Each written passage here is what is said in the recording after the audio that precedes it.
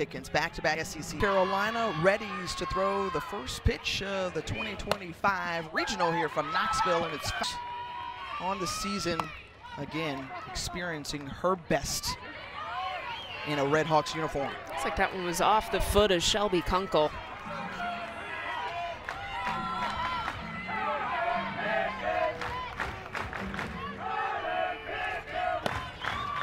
Shelby Kunkel, the right fielder, senior out of Rapids, Michigan, sits down.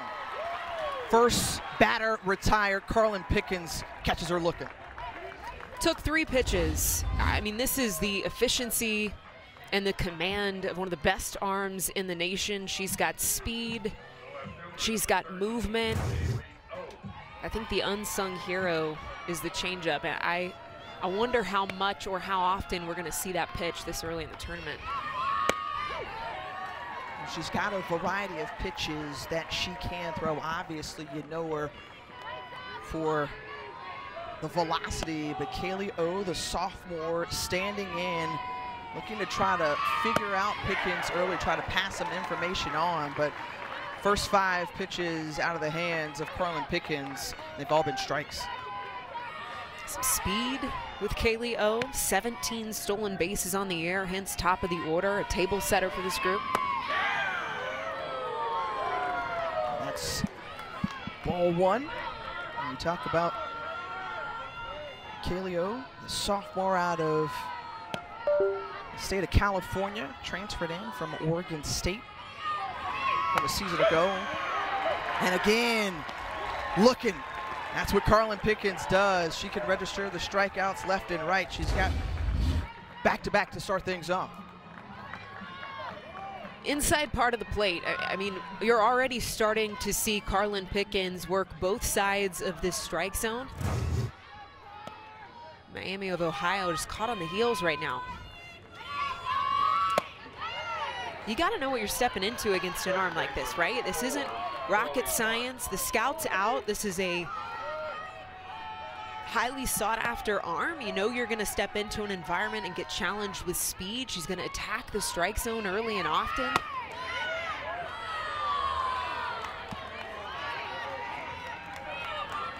And so what's important early on for RedHawks batters to do in their first time around in the lineup with Pickens?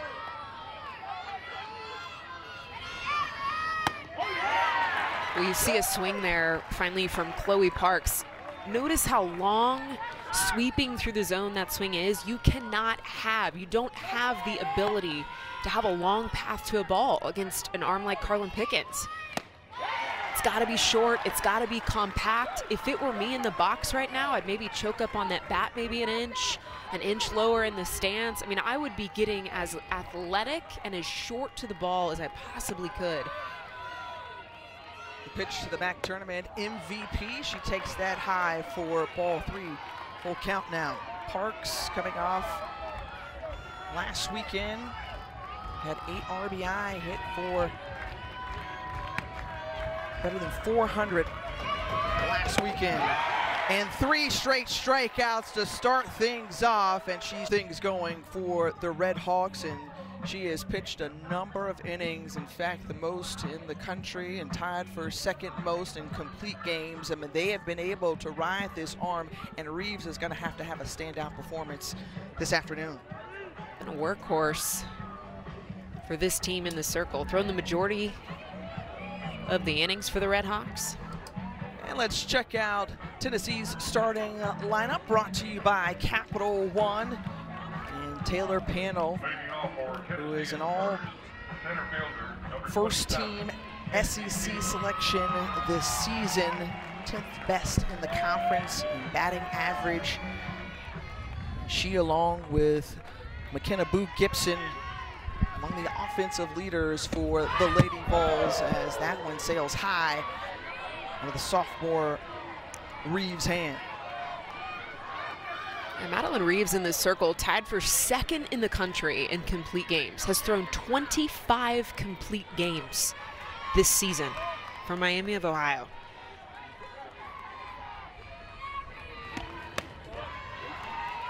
And it's been impressive for the sophomore out of Yorkville, Illinois, following up on that freshman pitcher of the year out of the MAC a season ago. 23 wins in this 2025 campaign as Kenzie Fiedler takes that high for ball 3, the sophomore out of Lee's Summit, Missouri.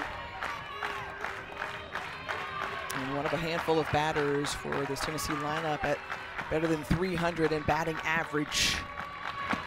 And she takes all the way, 4 straight balls and the leadoff walk to Fiedler. It's 119th walk of the season. Madeline Reeves. 4 straight pitches, high heat up in the zone. To me, this is just a matter of Reeves trying to settle in, calm down the body. There's a lot of adrenaline pumping through the blood right now. But what she told us is that this season she's got a short-term memory. She's able to bounce and move on, take the feedback, make some adjustments in game. And gets a strike in there to Savia Morgan. I would say that's an adjustment. 4 straight balls and finds a strike zone.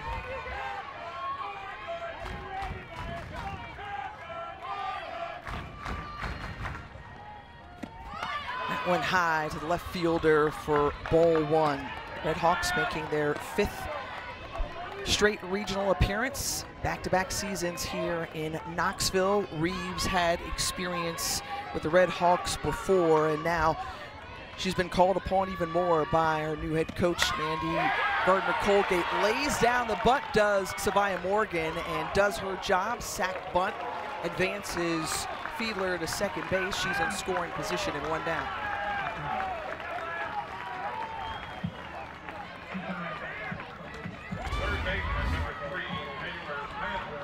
Yeah, a massive leadoff, rounding second base. Fiedler trying to read where that ball is. A close play at second. Hey, you got to tip your cap to Tennessee. Some fundamental softball early. Cannot underscore enough how important the sacrifice bunt is all year long, but especially on this stage. It is the little details that will make and break a regional championship. This is a Tennessee team with 40 wins on the season, finished 4th in the SEC. Sluggish close to the season, going 3 of 5 in the last 8 games. So when we talked with Karen Weekly and Taylor Panel this week, you know, they were encouraged by the close of that Ole Miss series, one of the last 2 in conference play, and the way their offense was able to click. That was an off-speed pitch out of the hand of Reeves, 50 miles an hour compared to her mid-60s rise ball. She told us she's got 2 pitches. I mean, she was quick to admit it. I've got 2 pitches that I'm going to absolutely own. I'm going to hammer you up in the eyes, and I'm going to pull the string. And Panel, a weak grounder over to third base. Fiedler stays put, and now 2 down.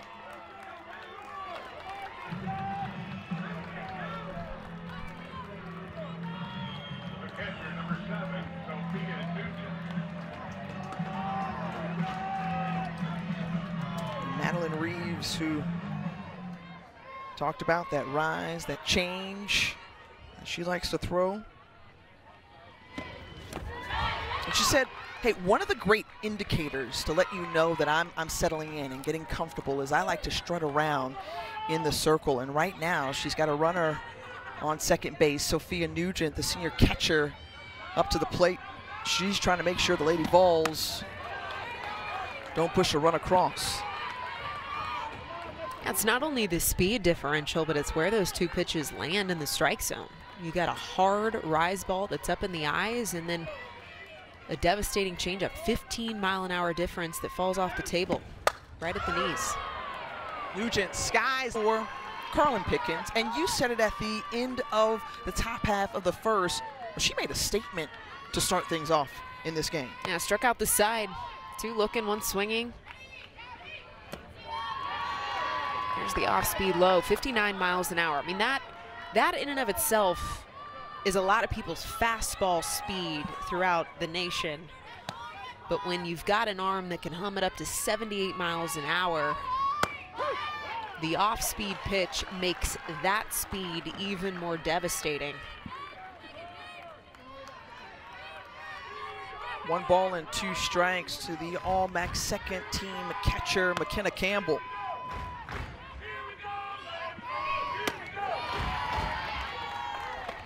Well, among the toughness of Carlin Pickens, you can underscore it in a number of different ways. No earned runs in the last 26 2/3 innings. Pitch coming into this second inning, getting a piece of that one to stay alive is Campbell. Too, even the evolution of Carlin Pickens in the circle 2023, that fastball just establishing speed, good old work ethic per Karen Weekly, that was the focus for her in year 1, was establishing the fastball, and that was her most used pitch. 2024 pivoted to the drop ball. She started to hammer at the knees, move the ball off the table, and now this season as a junior, 2025, has really leaned into the rise. She's challenged up in the zone, and having a chance to chat with her before this weekend, she said, my goal is to love my pitches equally. I want to love my changeup as much as my fastball, and I want to love my rise ball as much as my drop ball. The speed is really one aspect of the talent of this junior. Full count to Campbell. She fouls it off. And finishing on with that conversation, you know, Pickens gave a lot of credit to her pitching coach, Megan Rhodes Smith, for just allowing her to have that full trust that she's going to guide her in the right direction. I mean, they've nailed down the speed of the pitches, but changing things up. And how about after striking out the side to start the ball game, starts the second inning with a leadoff walk to Campbell. First baseman, number 87. It's her 26th walk of the season. And a big one. I mean, to go 6 pitches deep to find her way on early in this second inning.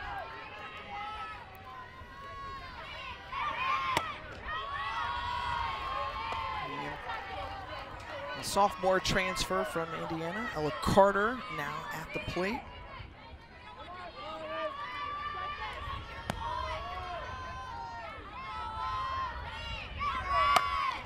And the first base hit given up off the bat of Ella Carter.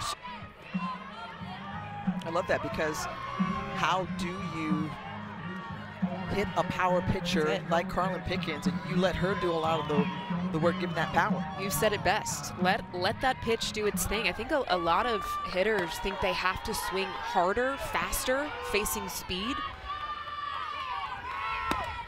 Sometimes that's really not the case. The best approach is really to take the pressure off yourself and think about just getting the barrel to the ball. Well, now a trip to the circle from Megan Rhodes Smith here with 2 RedHawks on, and they're going to have a conversation because you've got Jenna Golumbowski at the plate, the home run leader out of the MAC. And you think about, okay, well, how do you have such great trust in your pitching coach? Oh, yeah, because Megan Rhodes Smith has coached 3 All-Americans the last 3 seasons. Carlin Pickens, Peyton Gottschall last year, and how about Ashley Rogers back in 2023? It's a pretty good track record. Oh, fantastic.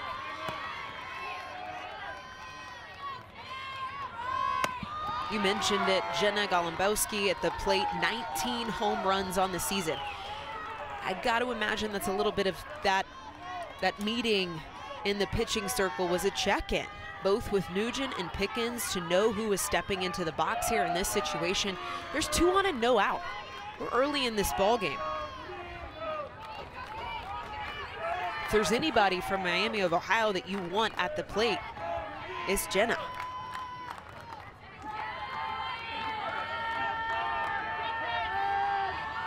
All-American season in her junior campaign, and now the senior tries to deliver here up the middle, and they decide to hold McKenna Campbell at third. So bases loaded, no outs here, top second for Miami of Ohio. Well, this group out of Oxford, Ohio says they came in with a chip on their shoulder after that MAC tournament.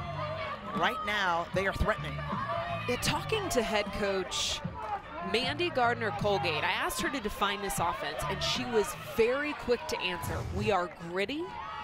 We find ways to win. We are never out of a game regardless of the situation, and we know how to produce with our backs against the wall. Well, right now it's a wide open road ahead. Bases juice, no outs on the board for a team that really has played their best ball with 2 outs on the board.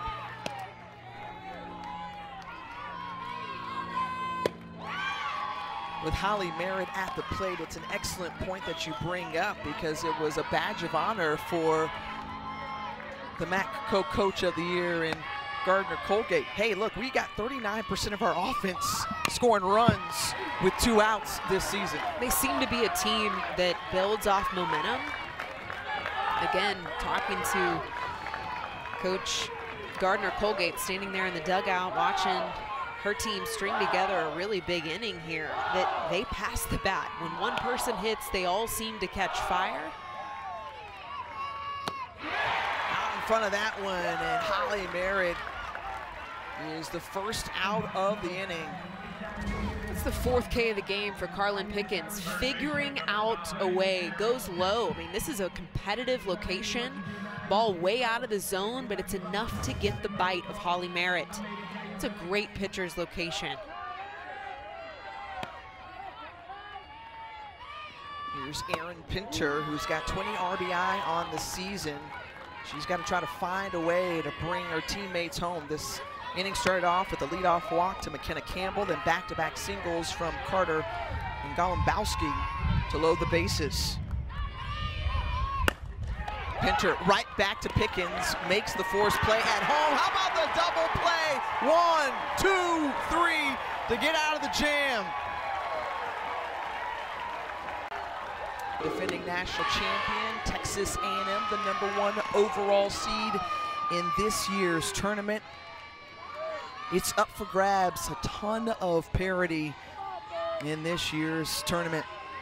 Back here at Sherry Parker Lee Stadium, Aaron Miller, Tiffany Green here with you, #7 overall seed Tennessee.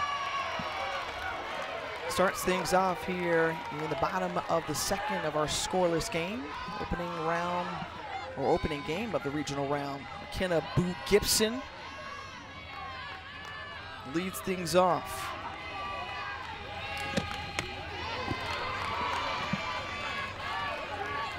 The question mark of just how good is that Texas A&M team.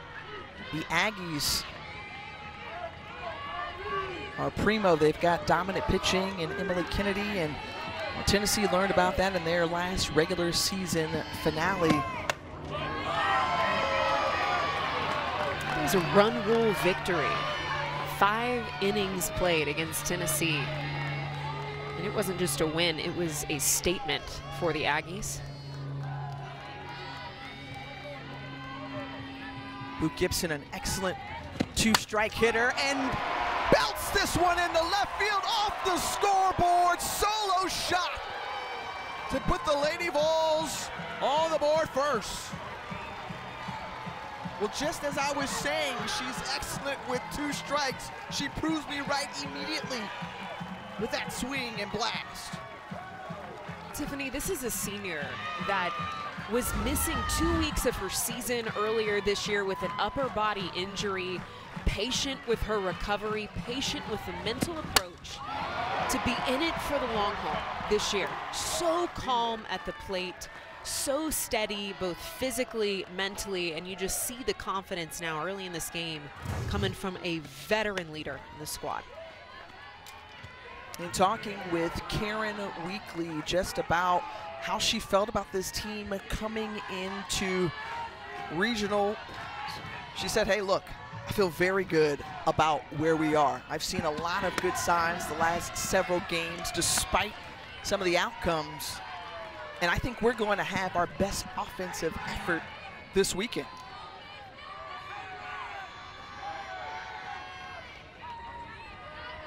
Lauren Mueller, who joined the program last season after starting her career at Middle Tennessee State, and the starting senior shortstop now with the 2 balls and a strike. I think that movement over to Tennessee too is been a huge transition for her. I mean, Karen Weekly saying that first year at Tennessee, biggest obstacle for her was to believe that she could do it, believe that she had the talent to play here. Well, guess what? This season as a senior, that is no longer an obstacle. One of the only 2 players in this program's history to hit 3 bombs in a game has just stepped up to the plate, pun intended, in more ways than one, and working her way on here in the bottom of the 2nd inning. Sharply hits that one past the 3rd baseman, so it's now Emma Clark's turn. The DP and the Lady Vols line up. Sees strike 1. Madeline Reeves peppering a little bit more off speed in the circle. I think this is part of that chess match between pitchers and offense, where inning to inning you're going to see a little bit different pitch sequences, different approach. Back-to-back changeups. I mean, we saw Reeves really struggling to find the strike zone with that rise ball.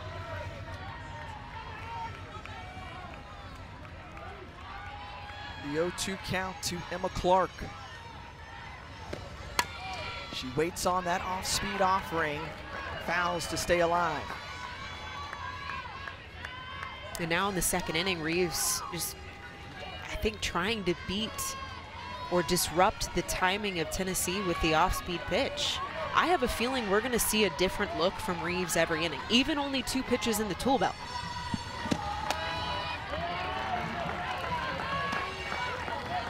With this approach from Tennessee and the way that, you know, they were able to find success already to start off the 2nd inning, Karen Weekly talked about PTK, punch to kill, right? And the way that they've come out swinging here in this 2nd inning, and that one roped down the 3rd baseline from Clark, goes into the corner. Weekly calling Gibson home, or rather Mueller home. And a 1-out RBI double from Emma Clark. The call here in the postseason run and starting to chip away at some insurance run. That is a huge at-bat from Emma Clark. Miami of Ohio in the ruling of a fair ball. So you get 2 challenges at Miami of Ohio, spending 1 here of whether the ball was fair or foul down that 3rd base line. Aaron Peterson, Carlos Guzman, Jerry Jones, and Heath Walker, our umpire crew for this afternoon. Level, you just cannot top the experience right now in those moments for Emma Clark. The call on the field of fair ball is upheld.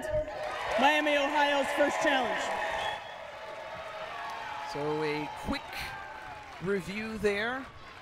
A very clear and decisive call that the ball was fair. An interesting place to use a challenge. I think we've got a lot of ball game left. It's only a 2-run game too. I don't know that I would have used that challenge in that situation.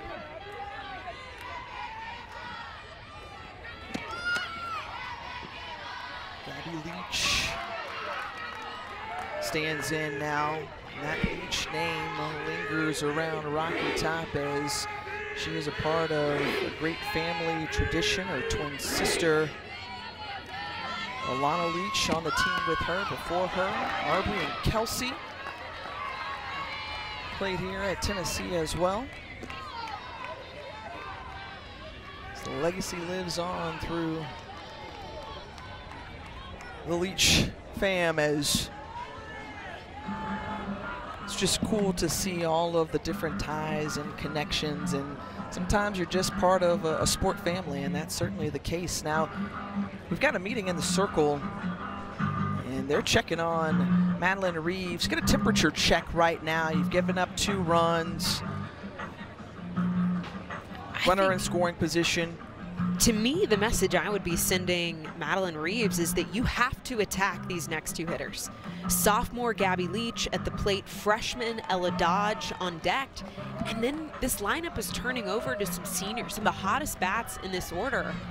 but really attacking these next two bats, so important right now for Madeline Reeves.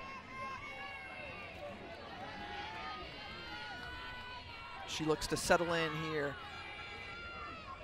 2 balls and no strikes to Gabby Leach. The pitch outside for ball 3. That's the screwball. That is a pitch that she was hesitant to even admit that she had in the arsenal. I don't know that it's a pitch she quite feels confident enough in yet,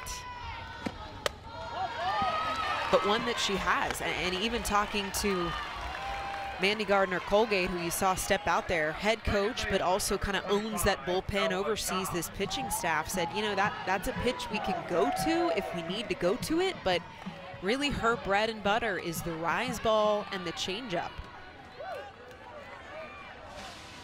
The former pitcher herself looks on as Ella Dodge lays down the sacrifice. Close play at first, but she does her job. Sack bunt moves. Now runner Kinsey Fiedler.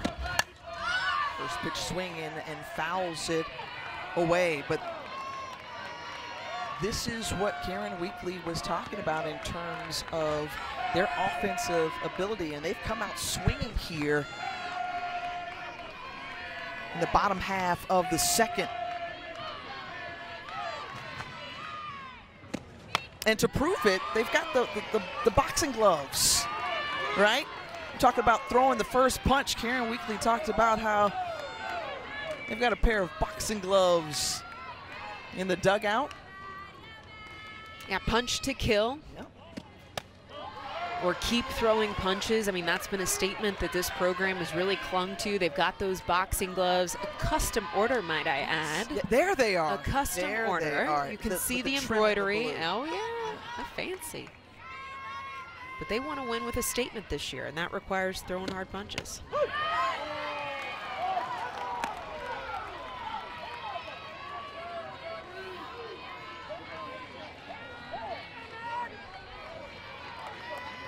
You talk about the importance of trying to win the opening game of a regional, as that one is hit hard but foul.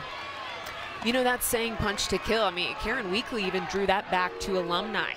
Manners Posley, that played from 05 to 08 and grew up in a rough neighborhood outside of Los Angeles, California, and said she literally would get in fights growing up. And she said, I'll never forget her telling me stories that the person that wins those fights is the one that keeps punching. And she said, as a head coach, as a young coach back then, that story, those statements from our alumni, specifically from Manners Posey, I never forgot it. Everything you do needs to go for that kill shot. No warning shots in this group. We want to go for a massive statement. We want to win big. And I love that, because you're in a double elimination weekend, but it's win or go home, so your season depends on it. And if you come out swinging first, you know, you've got the advantage, but they've also been able to have themselves on the ropes and punch themselves out. And right now, they have come out swinging here.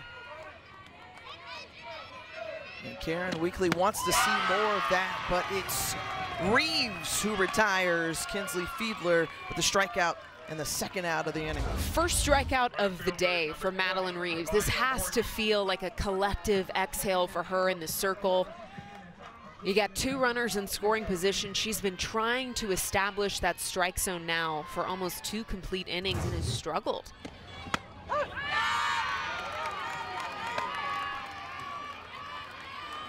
Savia Morgan, who laid down the sack bunt last inning.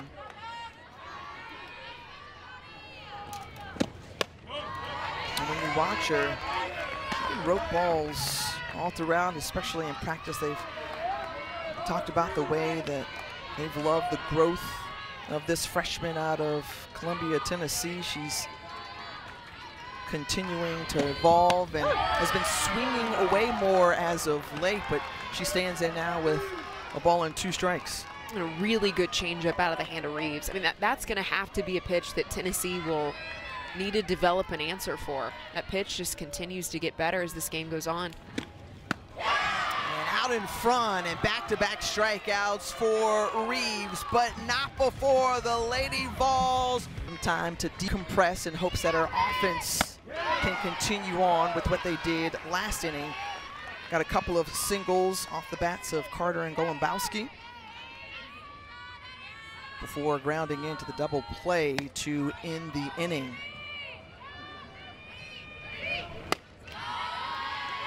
Danitza Hernandez, junior out of Chandler, Arizona, the 9-hole hitter, leads it off for the RedHawks.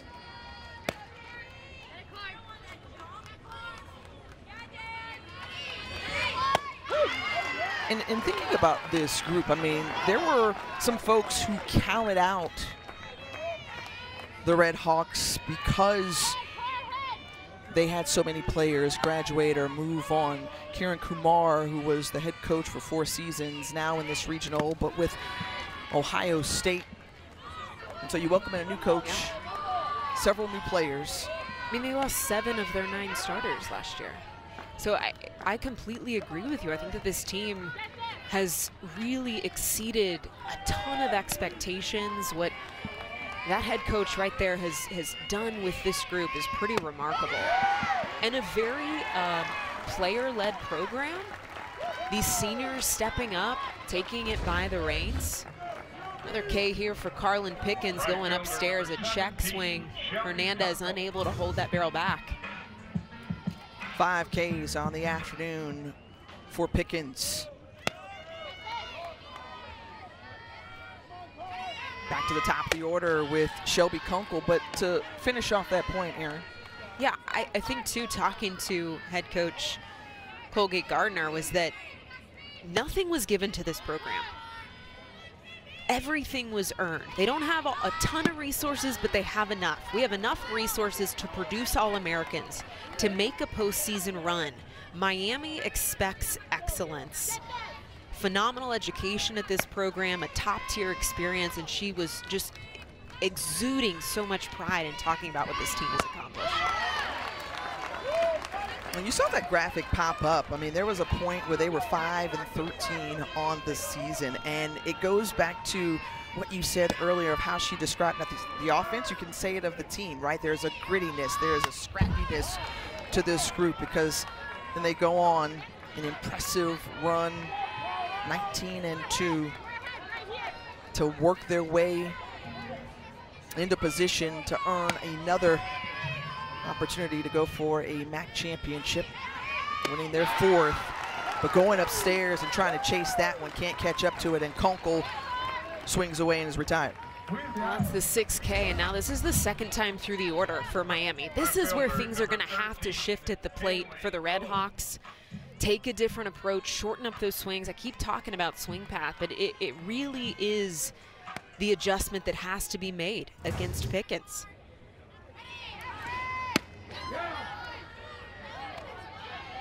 Easier said than done, I can tell you that much.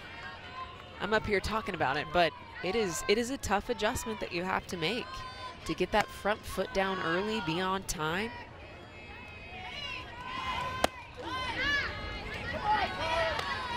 Kaleo, who struck out looking her first time up, is hopeful to extend her 10-game on base streak. Currently ahead in the count, 2-0 now, 2-1.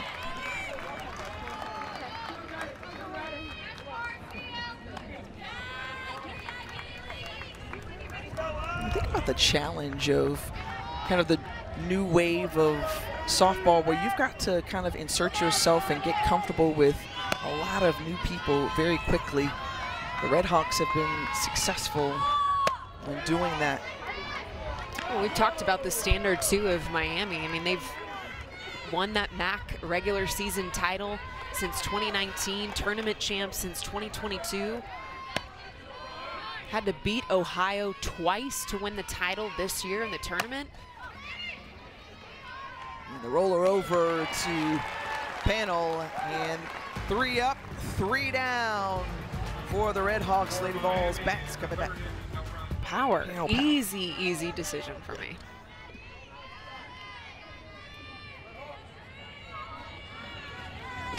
she's bought the power this season, to your point, leading Tennessee with 15 bombs this season.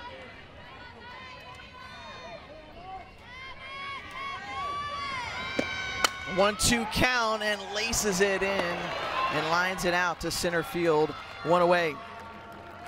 Well, the final week of the SEC, all battling rather for that top 4 seed in next week's SEC baseball tournament.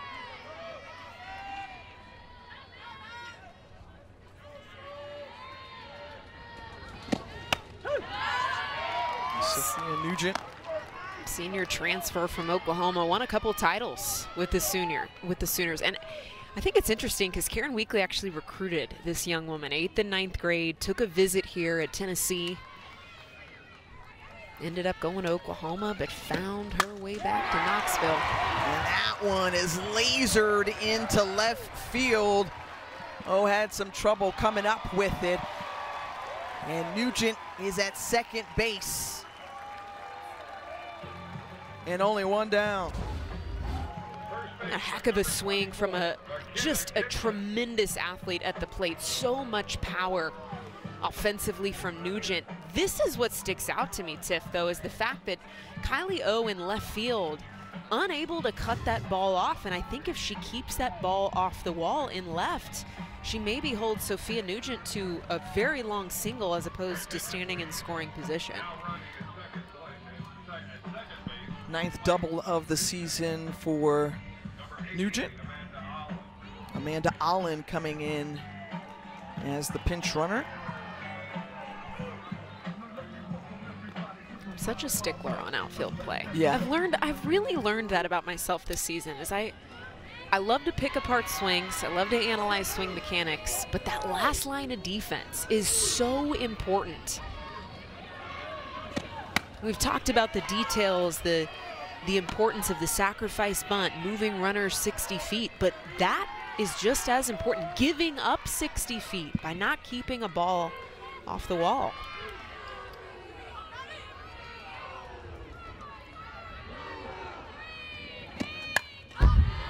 And you've got every right to talk about it. Spoken like a true outfielder, right? Spoken like a true outfielder indeed. We were Big 12 Player of the Year for the Sooners in your senior campaign. You also bookended your career with the national championship the way like you started your career for Patty Gasso's Sooners.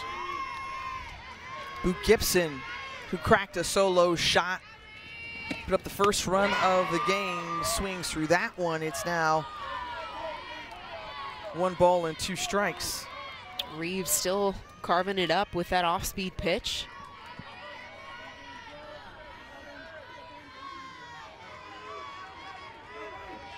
1-2 with Madeline Reeves still trying to find her flow in the circle. I mean, competing against a very tough offensive Tennessee, you want to see and need that defense behind you to put their best foot forward. And this is an offense-heavy regional. We've talked about it preparing all week long for this site. We've got the best arm in the nation in Carlin Pickens facing Ohio State, the home run leading squad in the nation, 103 bombs on the year. They also lead in walks, lead on base.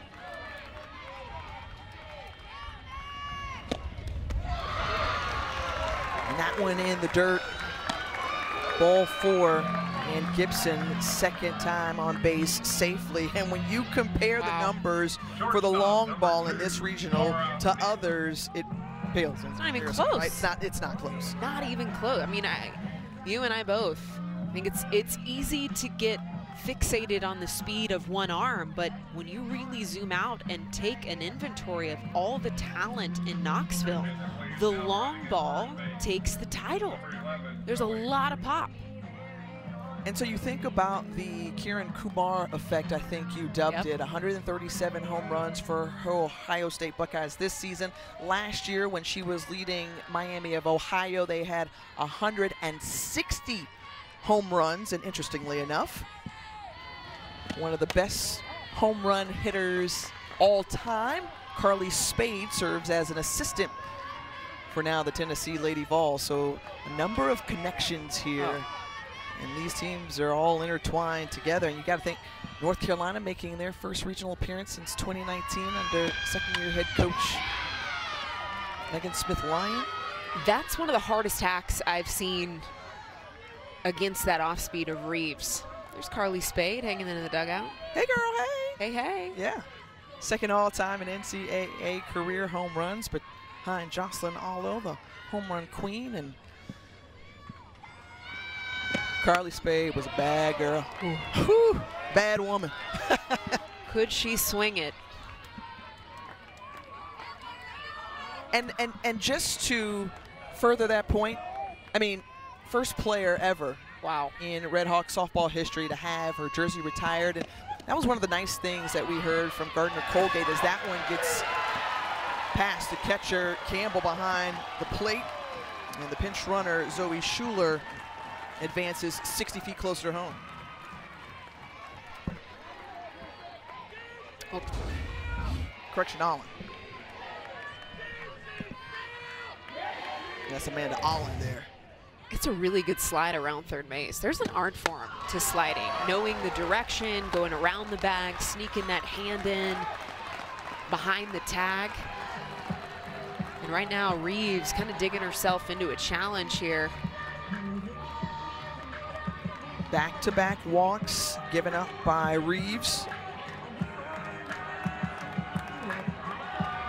And second inning in a row that Tennessee has had the bases loaded. And Emma Clark, her first time up, had an RBI double. Designated player number 13, Emma Clark. So can she continue to tack on some more runs here for the Lady Vols? Only one out here. And when we asked Reeves about her mindset and getting into jams like this, she says, hey, I actually really like performing under pressure. It's one of the things that I've learned about myself, but in the process, you talked about that short memory that she has to have. She said there's even times where her coaching staff will ask her, where was that pitch located? Where did you just throw the ball? And she can't answer it. She's like, I've already forgotten. I've already moved on. This one in foul territory, playable, and Ella Carter couldn't track it down on that first baseline near their dugout. And these are those plays. You've got an entire dugout of teammates needing some communication there, helping her find that wall, helping her find that netting. I mean, that is a catchable play right there. Instead, that one's roped down third, and here we go. Emma Clark doing it again. RBI double. This time it drives into 3 ribbies on the afternoon for Emma Clark, the DP. Have a day, Emma Clark. I mean, this freshman has just absolutely taken charge at the plate in game 1 of this regional. I would be dancing too at second base. A little shimmy for the RBI day. 3 RBIs so far for the freshman Emma Clark. Representing Cleveland, North Carolina exceptionally well. Well, the threat's still on. 2 players in scoring position. Gabby Leach back at the plate, walked her first time up.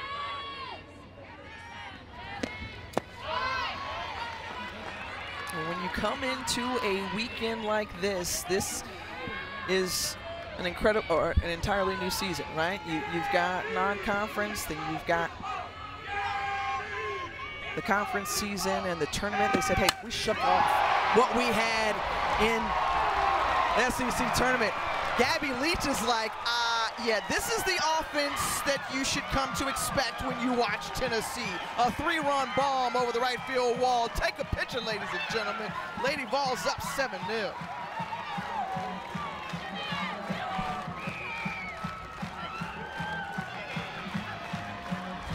That is just the 6th home run off the bat of Gabby Leach this season. And what feels like the floodgates busting open off the bat of the 8-hole. I mean, when you look at this starting lineup, 1 through 9, Tiffany, it has been the lower quadrant of this order that has really risen to the occasion for Tennessee, an offense that has struggled this year, specifically late in SEC play, and stepping up in a massive way here in game 1. Well, that's going to force a pitching change in the circle for the RedHawks. The afternoon done for Reeves. Meanwhile, the reaction here from the late pitcher in the circle for the RedHawks, Leah Chevrier, the junior out of Quebec, Canada, now stands in and deals a strike to Ella Dodge. In the afternoon done, and an emotional sophomore Madeline Reeves, who started off this game, and you know how much this means to these players. And she started out good, and then things kind of spiraled down, but she's going to have another opportunity, a double elimination weekend.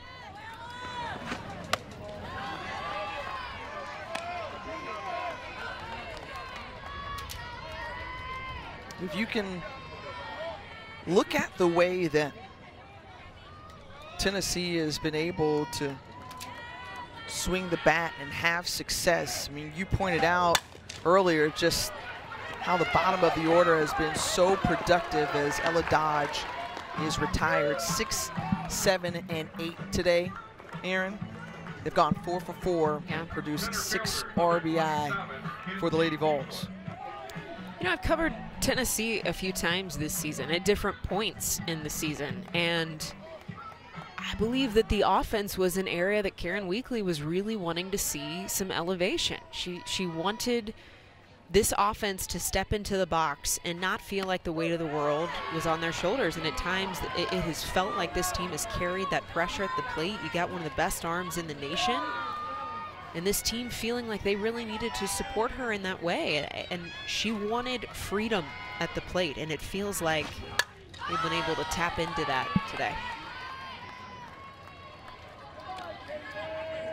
And among the conversations we've had with coaches throughout the SEC, and it was underscored by Karen Weekly, hey, look, we're tested each week in the SEC. And she was appreciative of the difficult schedule that they face throughout conference play, because she's like, hey, when we get to this point of the year, there isn't anything that we haven't seen, and we know exactly how to attack in all situations.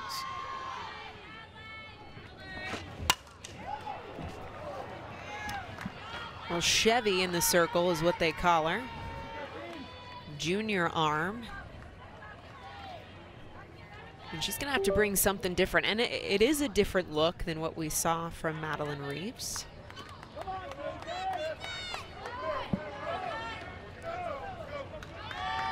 Had thrown a collegiate, her first collegiate no-hitter, an elimination game on May 9th against Ball State. A lot of good movement out of this arm, late break in the zone, just a lot of dance on her drop ball, her curve ball, just hammers hard at the knees. This is a different look than Madeline Reeves. She had success in that Mid-American Conference tournament, going 2-0, registered a couple of complete game shutouts.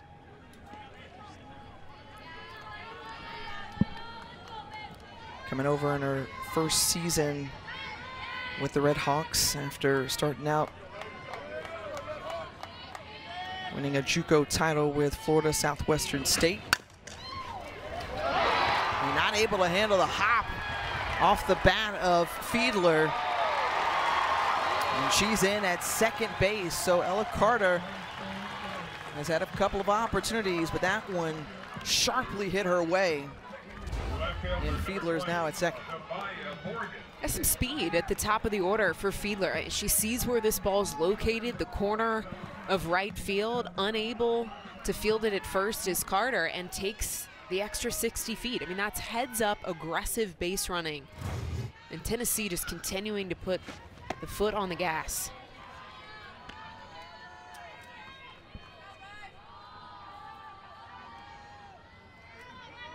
Well, this is a Tennessee Lady Vol program. We talked about the proud history that they have, hoping to complete the weekend and vie for their 14th Super Regional appearances. If they're able to get through the weekend, and Savannah Morgan struck out her last time up, laid down the sack bunt in her first AB. And when you think about just the way Tennessee has gotten some production throughout the year from their freshmen, and this afternoon we have seen it.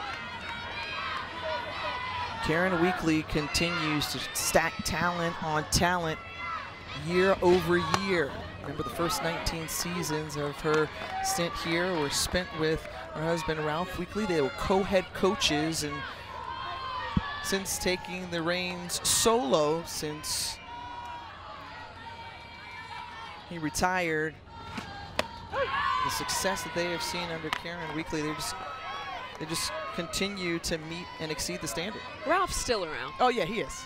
Very much so. He's still in the air. It is so cool to see their relationship. A lot of support for each other, a lot of excellence, a lot of tradition. Last time I was here was when Tennessee faced Mississippi State. It was alumni weekend. There was a lot of Tennessee alumni. This is a fantastic program that pours a lot into that alumni relationship.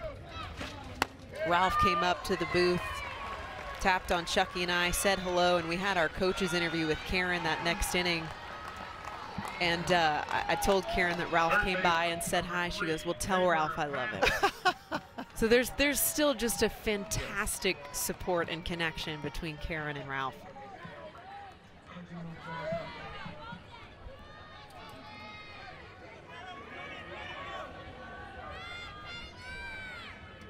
Taylor Panel searching for her first hit of the ball game. Second at bat of the inning. I mean, we've gone all the way around the lineup now.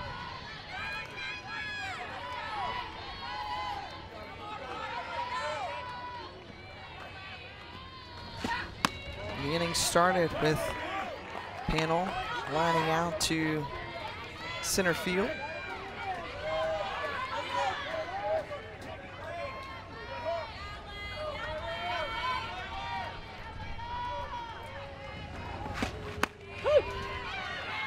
Aaron Miller, Tiffany Green here with you. And folks, if you didn't hear at the start of the broadcast, Aaron gave you a heads up.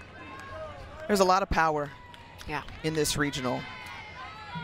Star power in the circle for the Tennessee Lady Vols, but they are certainly helping the efforts of Carlin Pickens with putting up 7 runs in that one. The wild pitch getting past McKenna Cam spot in the regional final Sunday. Potential to see as many as 7 games throughout the weekend. This Panel with a 2-out walk to load the bases.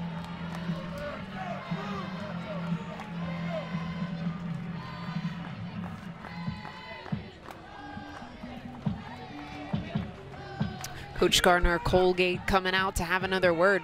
Where do you go from here if you're Miami? I think this is the question.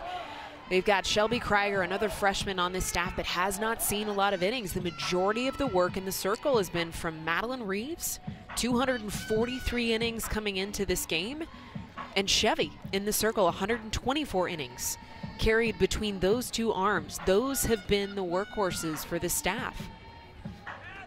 That's the freshman right there in the pen, Shelby Krieger.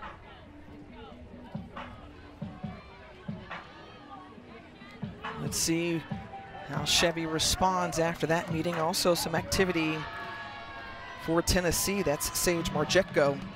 Yeah, you got to imagine maybe Tennessee possibly making a change in the circle, a 7-run lead. Approaching run rule territory here. Again, an 8-run deficit after 5 if it holds. Enters number 7, Sophia Nugent. Maybe get Pickens a little bit extra rest.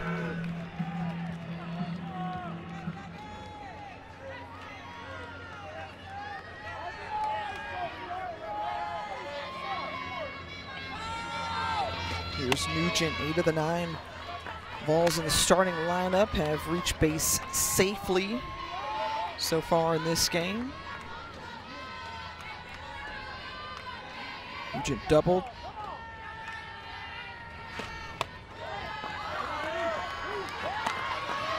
And ran the score, and so you don't want to look too far ahead, but if chalk holds, Tennessee were to advance out of this regional this weekend, the winner of our Knoxville Regional would face off against the winner of the Baton Rouge Regional. And that one hits Nugent on the leg. And so another runner will come around the score after the hit by pitch. And that now officially pulls us into run rule territory. The hit by pitch scores the 8th run for Tennessee, right off the kneecap.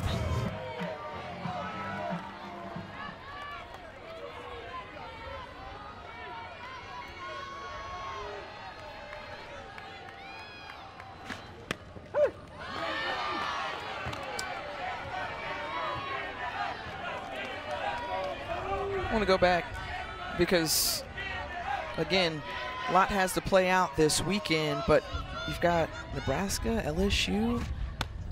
That also has a lot of interest around. You've got Jordy Ball, pitcher and player of the year for the Huskers. Fantastic freshman for LSU, and Tori Edwards.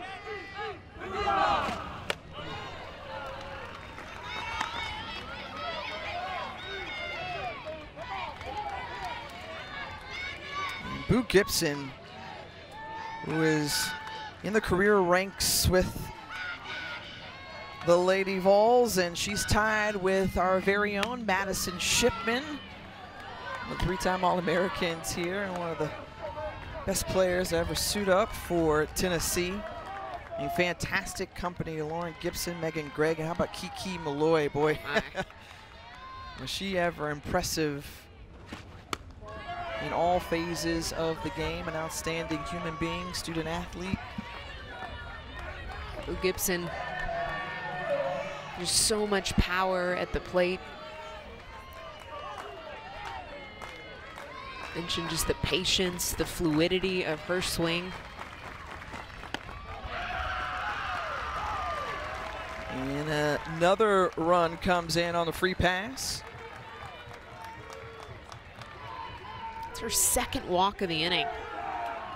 Homered in the second, took 2 walks here in the third.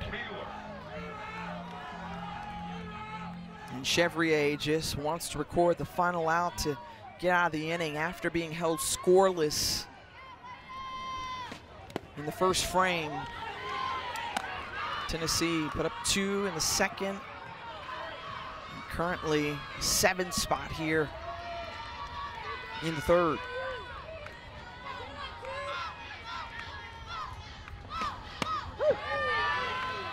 You know, I talked about the support of the defense and helping out Miami, helping out the pitchers in the circle, just trying to keep the ball off the walls, make routine plays, really provide some athletic defense, support these arms. And Mueller sends this one in and out of the park and right. Grand slam, 3rd of the season for the Tennessee Lady Vols.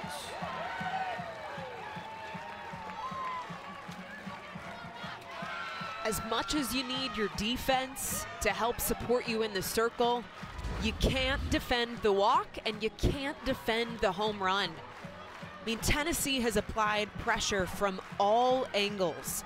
The walks, the sacrifice bunts, the long balls, doubles, singles. There's not a single thing that this team didn't come prepared and ready to put on display and use. I mean, they look like a complete team here in game one.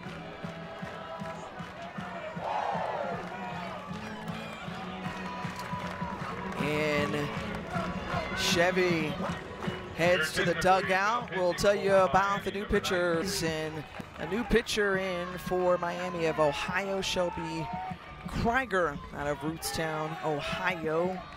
Now gets the ball in her hand. 14th appearance of the season for the first year Red Hawk. Let's just put this opportunity here in perspective for the freshman in the circle. Krieger comes in with 18 innings thrown compared to the 243 of Madeline Reeves, the first arm we saw from Miami. The 124 innings thrown by Chevy, the junior, the second arm we've seen. And now a freshman having to step into the circle with 18 innings of experience and 13 runs up on the board for Tennessee.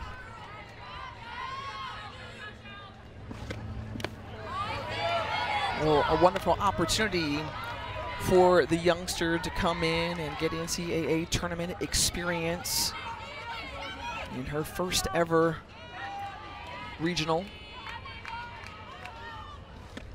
And then looking at the pitching staff, I mean, there are young pieces that Coach Gardner Colgate has to work with, you know, for the future Red Hawk teams. And so Krieger now stands in.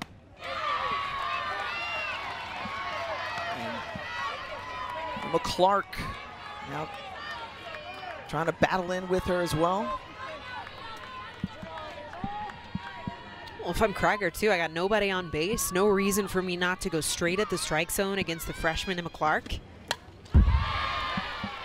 We've seen some off-speed pitches, mid-60s, 55 miles an hour, making the ball move, that curveball in the outer half of the plate. You got nothing to lose here.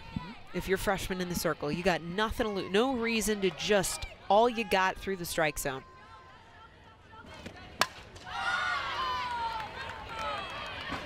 Fouled off once more from Clark.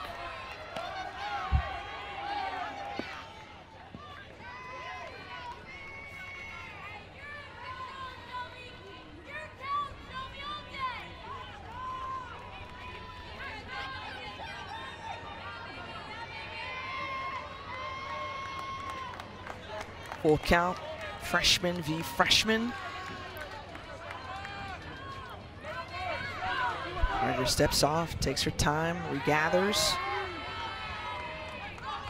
and delivers the pitch. And a good AB from Emma Clark.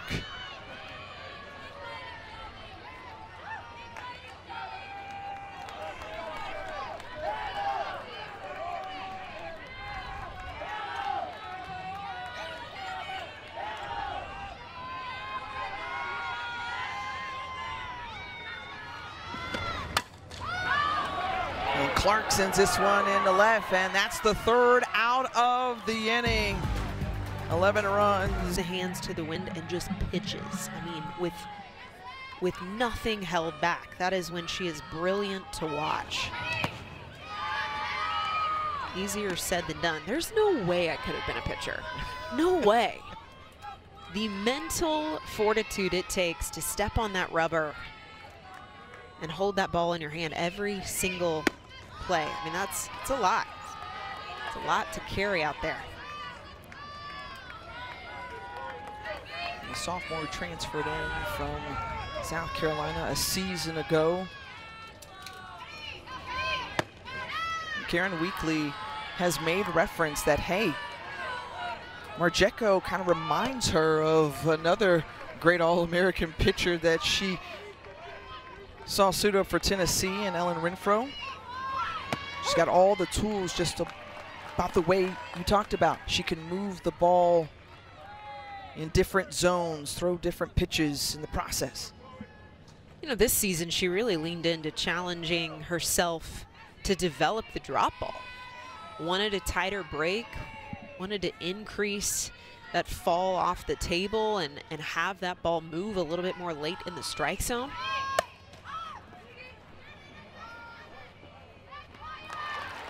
And the first batter retired here in the top of the fourth, as Parks is now 0 for 2 this afternoon.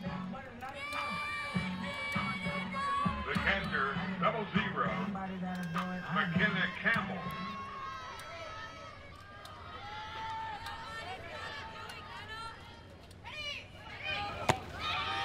That's low in the dirt. Sophia Nugent has to get some love and credit behind the plate as well, because when you think about catching the heat of a Carlin Pickens, and then things kind of change up when Sage Marjeko comes into the ball game. Just talk about that type of adjustment for receiving the ball. This was another journey, I think, similar to Laura Mueller, who steps into this program, and in year one for Tennessee had to allow herself to believe that she was strong enough to play here.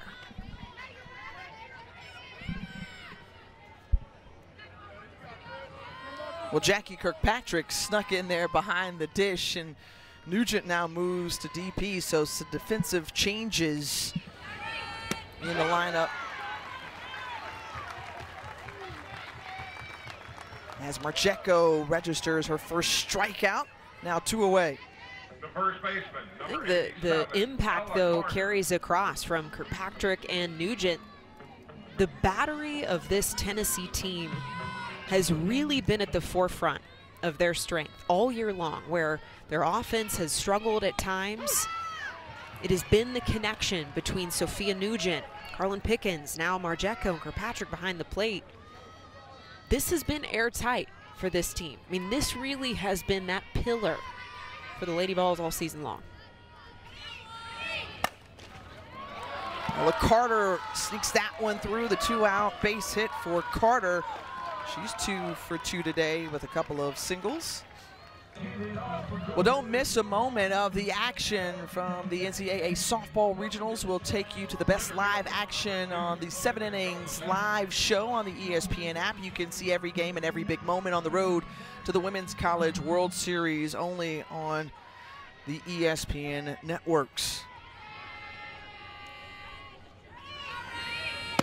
So much parody, mayhem in store for us.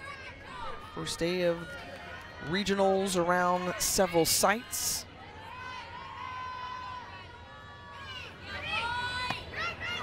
Got 14 teams out of the SEC, as we mentioned. Texas A&M leading the way. Let's see what happens for a Clemson team winning their first ever ACC tournament title. Remember, Duke went to the Women's College World Series for the first time a season ago. They both have national seeds. We've got North Carolina in our regional. We'll see them next as the Tar Heels face off against Ohio State, boasting a 40-plus win season under a first-year head coach. And Marjeko does her job. Couple of strikeouts, as right now Tennessee on cruise control.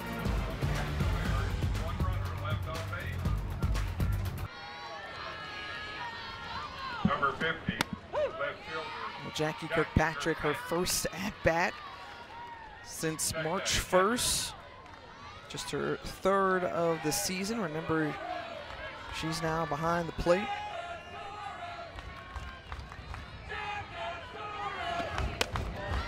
And haven't you loved the golden ticket and handing out just really players the opportunity to further their career? It's really special, too, I think, that moment on the college landscape, the college stage.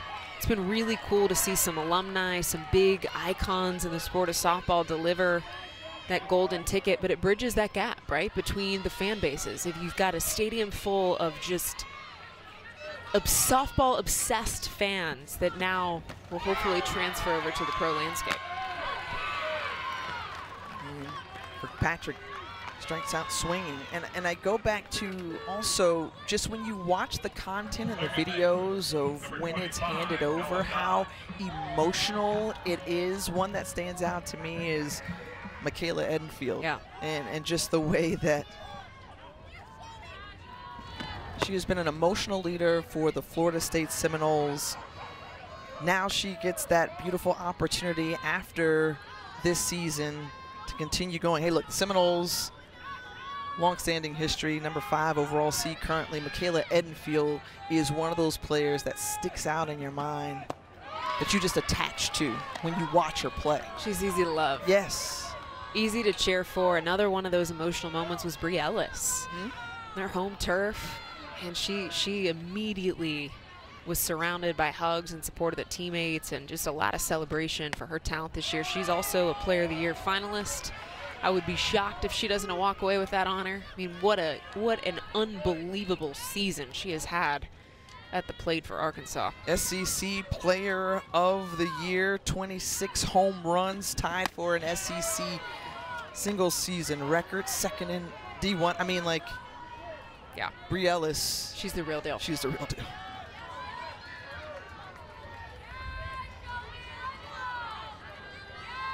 Shout out to the Razorbacks with their highest national seed. As this one grounded over, not handled by Parks at second base. And Dodge is aboard safe. Pinch hitter Katie Taylor now at the plate. A senior out of Newman, Georgia. Number 1, Katie Taylor. And the leadoff spot in Taylor. 9 hits on the season. This one bobbled by Campbell and wisely taking second base is Dodge. She's in scoring position. But it goes back to, I mean, when you just look around all the different regional sites, we came on the air talking about so many storylines. Okay, so Bree Ellis, second, behind who? Virginia Tech's Corey McMillan. She leads the nation in home runs, and then the power to power, because also in that Tuscaloosa regional is Belmont pitcher Maya Johnson, who's the nation's leader in strikeouts. That's gonna be fun. There's a lot of really good storylines, and they're only gonna continue to get juicier.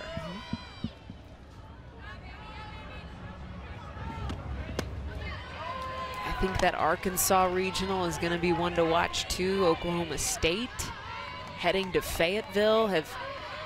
You know, the Cowgirls hitting some hiccups earlier this season, but that's a postseason team, a team that has set a standard to make it to the Women's College World Series. They don't host this year. They go on the road to face the Razorbacks, but I just know there's something brewing for OS. Southeast Louisiana in Baton Rouge, here in Tiger Park, and a base hit and another run scored. This went off the bat of Savia Morgan.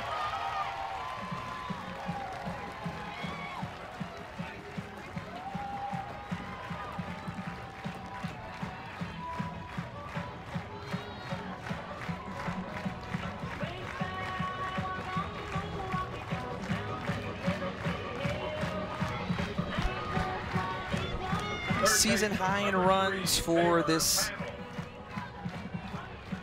Tennessee team. And you hear Rocky Top playing in the back.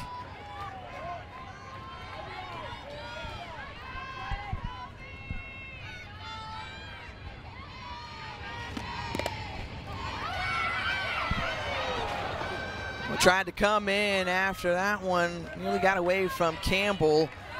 And it's Katie Taylor who was tagged at home plate. So the aggressive base running sees Taylor tagged there, the helmet head area. It's a good heads-up play by Campbell. I mean, seeing that ball, blocking that ball, coming back for the tag, that requires a lot of communication from your infield and just knowing where your body is in space. On not your home turf, right? Having to understand. understand where she is on this dirt.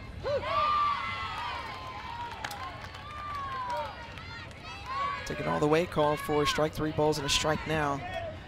It's a panel.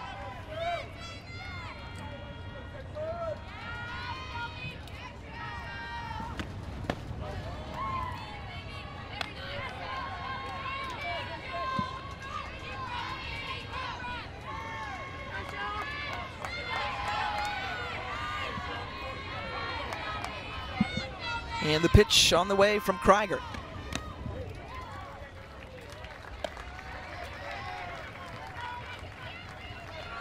And just thinking back to your emotions and what it felt like to play in the NCAA tournament, how hyped you were as a freshman coming in, and then more of the expectations that mount over the years for a player like Sophia Nugent. Take me through that range of emotion. There's nothing like this experience. There's nothing like this stage, this environment.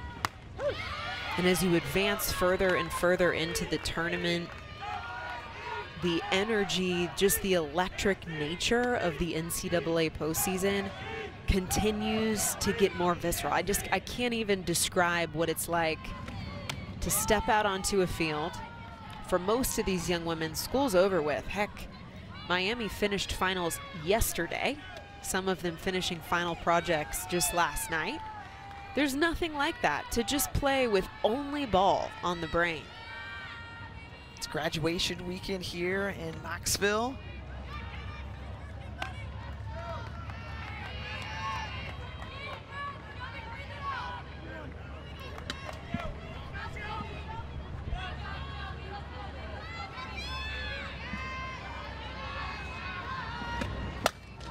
And Nugent sends that one sailing deep and gone over the left field wall.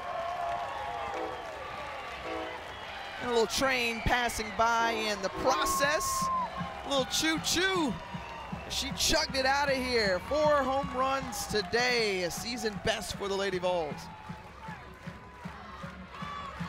A train horn would. And what's crazy is we've got the nation's best team in home runs coming up next with Ohio State. And we've already seen 4 today from Tennessee.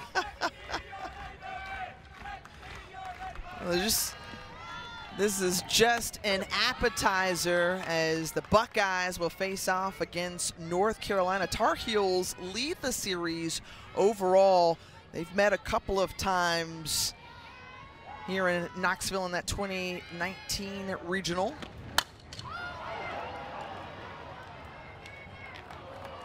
And the fly out to right, that ends the inning. And now Miami of Ohio, their final 3 outs in this, just under 3 runs a game.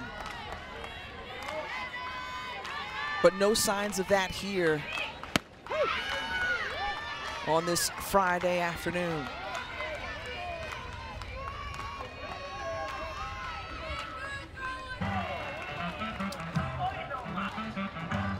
Shortstop, number 88, Lisa Hernandez. Just thinking about the importance of winning that first game. That was always the message back when I played at Oklahoma, was get the first one and stick it in the back pocket. As long as you can take that first dub, your road ahead start to feel a little, not easier, but just you're able to find a little bit more breathing room.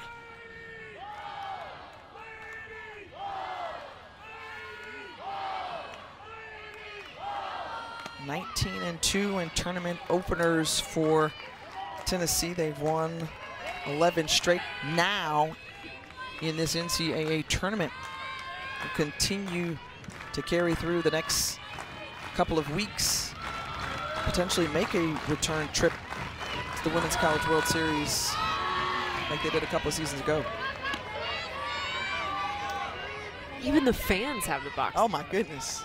It's contagious. I need that hat. Lady Vol Loco fans also are quite contagious as well. Love them sporting all kinds of different outfits, gear, and Hernandez turns away at that one. It's 2 balls and 2 strikes.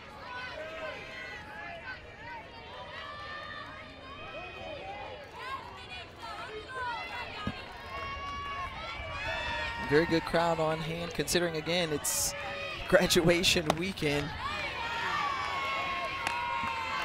University of Tennessee loves themselves some softball. This is a softball town, I can tell you that much. Beautiful weather this weekend, mid-80s, sun shining. We had some cloud cover earlier today, good breeze. She go around No, and Hernandez now with a 2-out walk. And we're going to continue to produce that good juju throughout.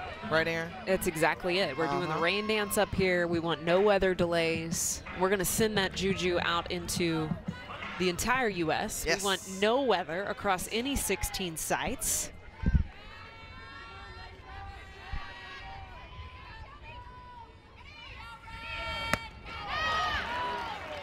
Swing and miss there from Shelby Kunkel.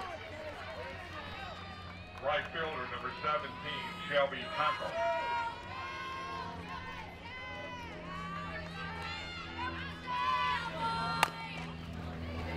Grounder over to Dodge, and that ends the game. 19th run rule win in the NCAA tournament for the Tennessee Lady Vols. A commanding